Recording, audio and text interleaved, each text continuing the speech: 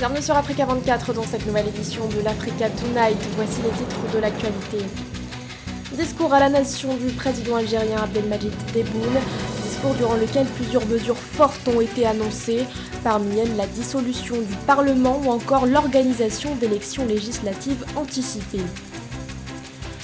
Les attentes des pays africains après la nomination de Ngozi Okonjo-Iweala à la tête de l'OMC. Une nomination qui arrive à un moment opportun selon certains experts, à l'heure où le continent africain a besoin de solutions concrètes pour pouvoir se relever de la crise du Covid. Et enfin, une liaison aérienne de plus pour Air Sénégal. La compagnie aérienne a opéré ce 17 février le vol Dakar-Milan.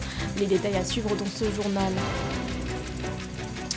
Mais tout d'abord, un climat politique qui se crispe au Bénin. La décision de la Cour constitutionnelle ne fait pas l'unanimité au sein de la classe politique. L'instance avait rejeté ce 17 février les recours déposés par les candidats recalés à la course au fauteuil présidentiel, faute de parrainage. Depuis, les réactions se multiplient. Dans un communiqué, le parti d'opposition, les démocrates, déplore, je cite, que la Cour constitutionnelle a manqué une fois encore l'occasion d'entrer dans l'histoire politique du Bénin. Le parti de l'ancien président Thomas Boni Yayi est ferme. Ses membres n'entendent pas baisser les bras au nom de la démocratie. De son côté, Nathanaël Coty, le président du Parti pour l'engagement et la relève, affirme que l'organisation d'élections inclusives, promesse faite par le président Patrice Talon, n'a pas été respectée. À noter que la Cour constitutionnelle doit publier ce 22 février la liste définitive des candidats à l'élection présidentielle prévue pour avril 2021. Un retour marqué par d'importantes décisions politiques. À peine rentré d'Allemagne, le président algérien Abdelmadjid Tebboune s'est adressé à la nation ce 18 février. Un discours durant lequel il a annoncé plusieurs mesures fortes, dont la dissolution du Parlement ou encore l'organisation d'élections législatives anticipées. Les précisions de Corinne Capzefem.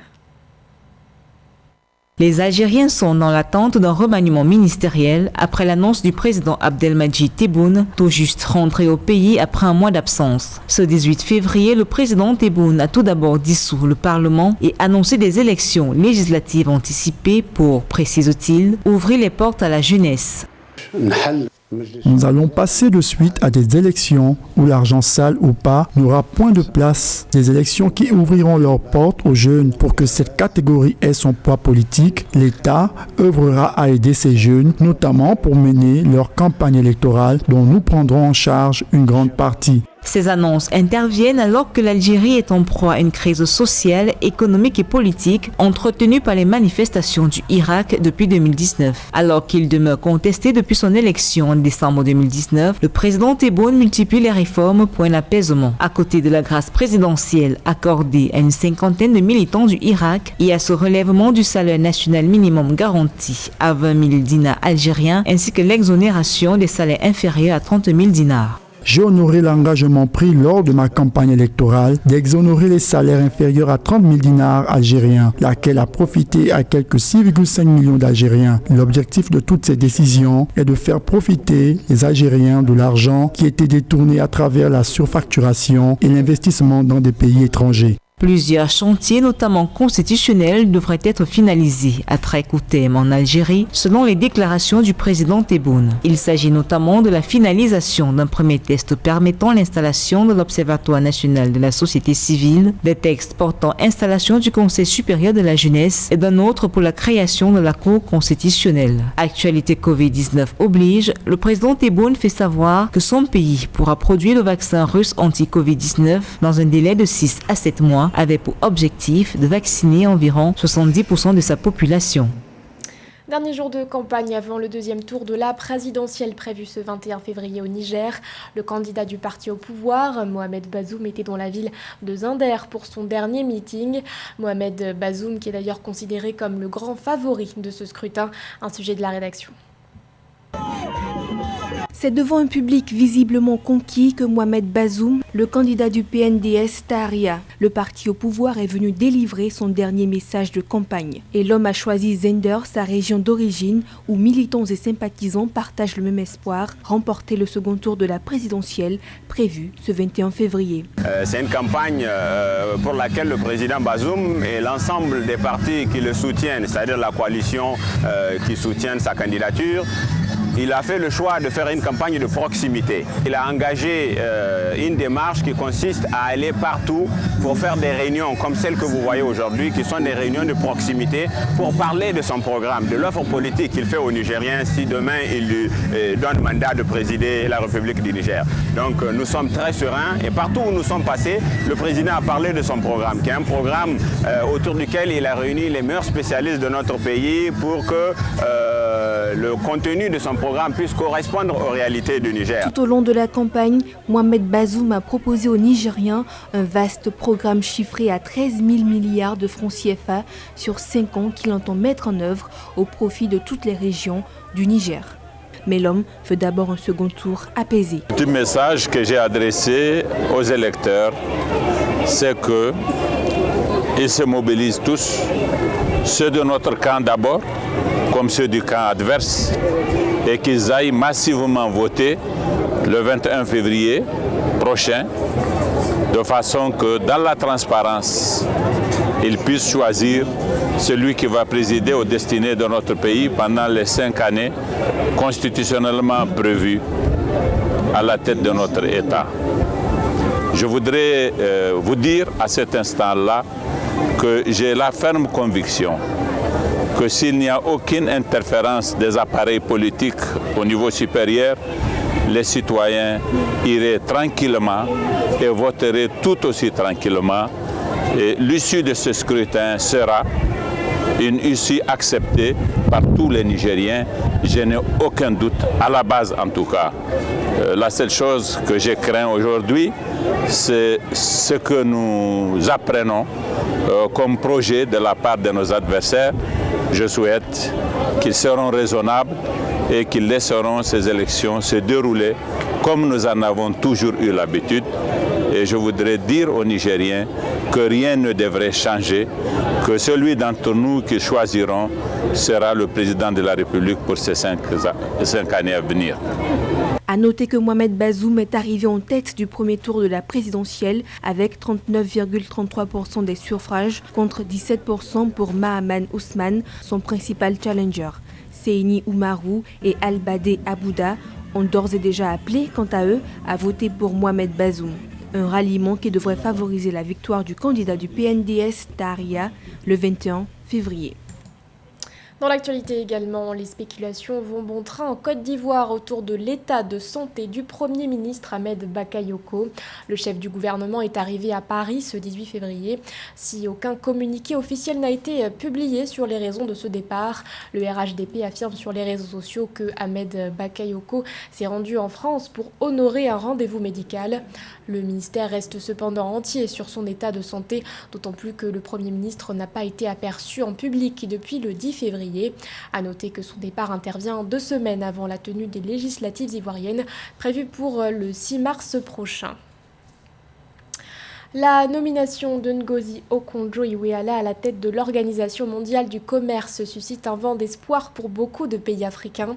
L'ancienne ministre des Finances nigériane, qui dirigera l'OMC pendant 4 ans, doit faire face à d'importants défis, dont celui de la pandémie de coronavirus. Selon certains experts, cette nomination arrive à point nommé à l'heure où l'Afrique a besoin de solutions concrètes pour se relever de la crise sanitaire. Marie-Raphaël Antolo.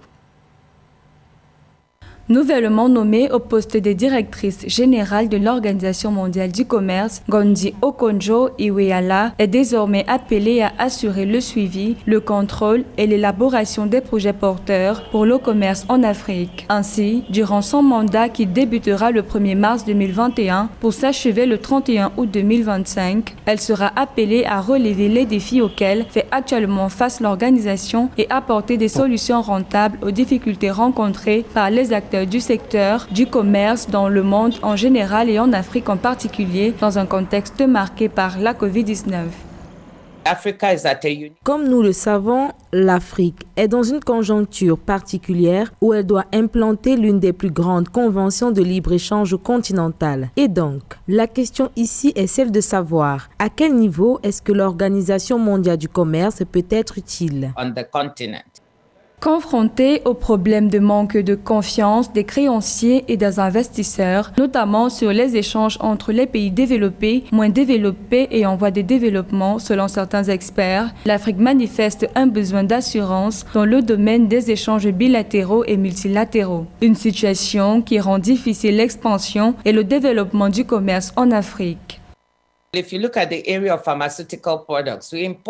Si vous regardez le secteur des produits pharmaceutiques, nous importons plus de 90% des produits pharmaceutiques que nous utilisons sur le continent. Et donc, notre souci est de savoir comment faciliter les investissements afin que nous puissions avoir sur le continent la capacité de pouvoir fabriquer des produits pharmaceutiques en travaillant avec d'autres organisations en partenariat.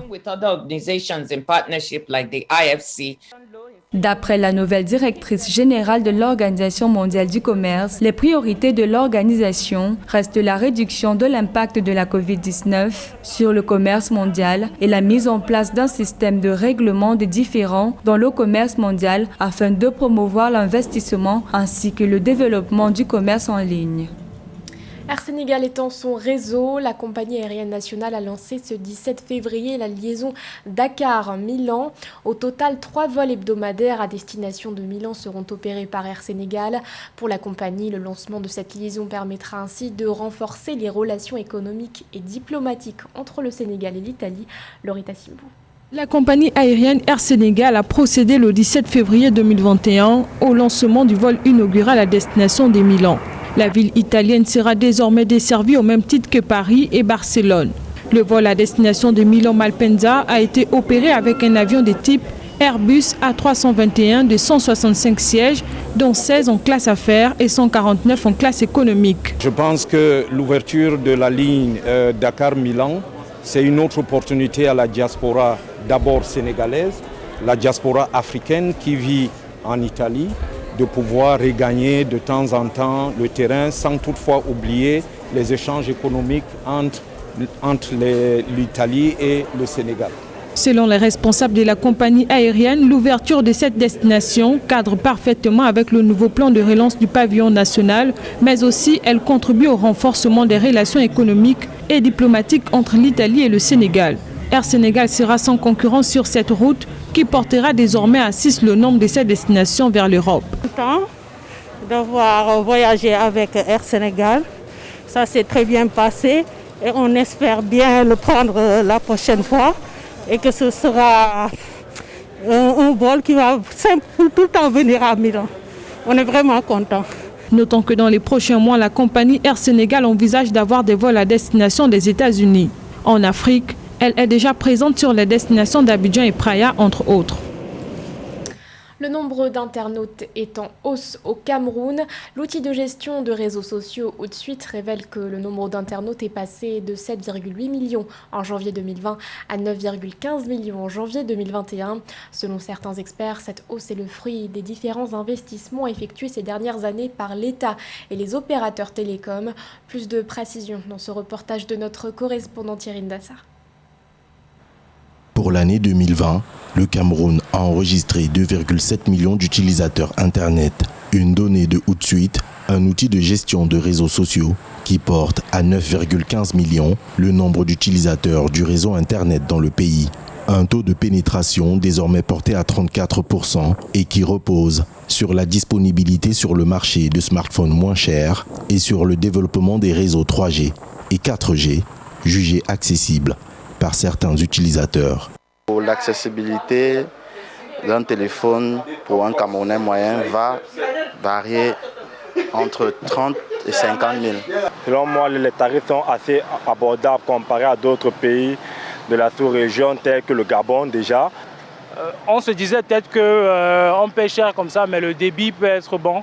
Mais même au niveau du débit, ça ne s'arrange pas. Le prix des cours à Internet, c'est abordable. La vente de smartphones a connu cependant un ralentissement en raison de la crise sanitaire et notamment de la restriction des voyages. La non-maîtrise des coûts pousse les importateurs à annuler plusieurs commandes à l'étranger. Du coup, les fournisseurs ne pouvaient pas se déplacer pour aller faire leurs achats à l'extérieur. Ils étaient quelquefois obligés de confier cela à des personnes tierces qui, eux, avaient le contrôle. Par contre, le fournisseur, lui, n'avait pas le contrôle. Du coup, il devait se plier à l'exigence de l'acheteur de l'autre côté, ce qui fait que le coût du téléphone n'était plus maîtrisé par l'acheteur. Selon le cabinet d'audit PwC, en 2020, on estimait à 720 millions le nombre d'utilisateurs de smartphones sur le continent africain, un marché largement dominé par les industries asiatiques. Ce journal a été réalisé par l'ensemble de la rédaction. Merci de votre fidélité. L'actualité continue sur Africa 24.